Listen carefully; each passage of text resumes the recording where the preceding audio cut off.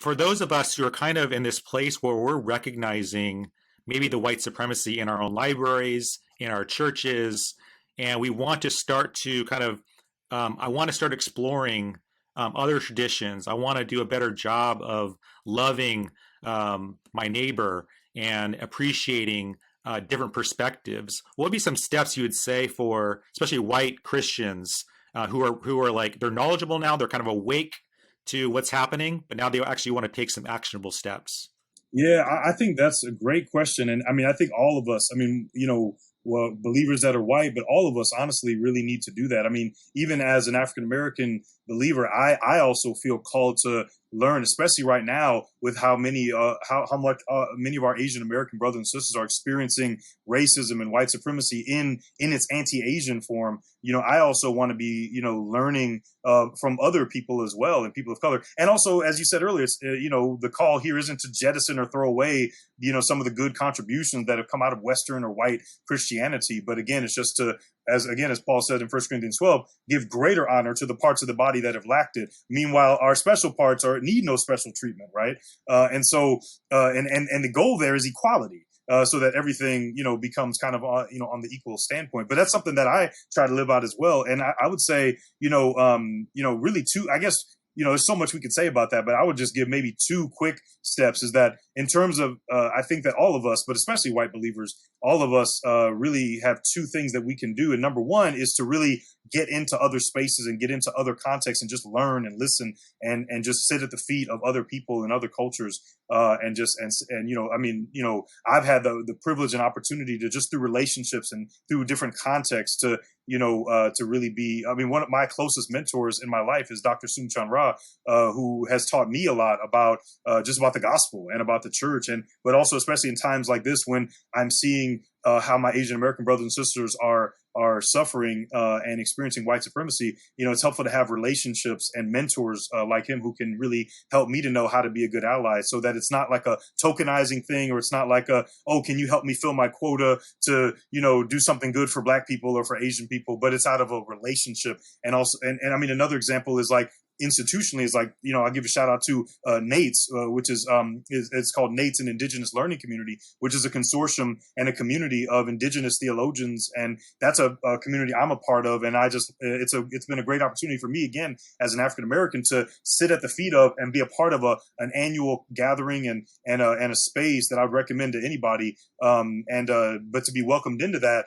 Even to learn about some of the ways that Indigenous people have been and still are suffering white supremacy and land violation and genocide and all other kinds of forms of racism, even at the hands of people who claim to be Christians, and things that have been done to their communities in the name of Christianity. It's been so blessed. Been such a blessing for me to be able to connect with other people of color and to go to their conferences and go to their spaces and read books. And I think all of us have time and opportunities to go to conferences, go to churches, go into spaces and reading books that are in, as you mentioned, like going into reading other books and just trying to sit at the feet and listen and learn and just hearing and listening, rather than always feeling like we need to ask a question or always jump to like what can I do? How can I fix these things? But just to really just sit and listen and learn and lament and just kind of pause, before trying to come with answers or come with like questions that really are ultimately aimed at us trying to escape the pain of lamenting and grieving the sin, the corporate and systemic sin that's been done. But again, just to stop, listen, and learn and lament, from different communities. And then I think the second thing is that we need to look inwardly at our own people and our own context, and we need to engage prophetically. And I think this is true for all of us, but especially if we're talking about white believers. Oftentimes, a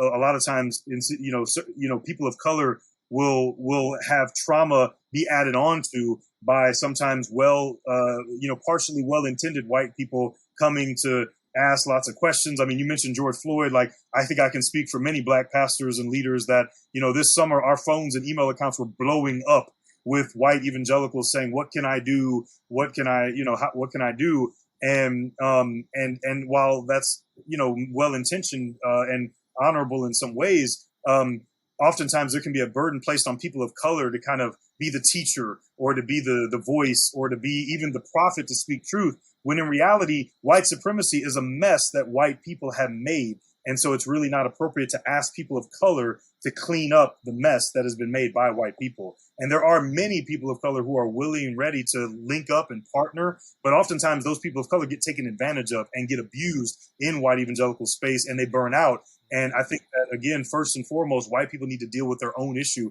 And whether it's at the Thanksgiving table or whether it's at the board meeting or the elder meeting or whether it's in conference form or book or blog or podcast form, or one-on-one conversation, white people need to speak prophetically and take up the brunt of the bulk of the work of challenging and speaking against systemic racism and destabilizing and deconstructing it. And also people of color need to do the same in their own communities as well, for the ways in which we have also, imbibed and appropriated many aspects of racism and oppression, even ourselves.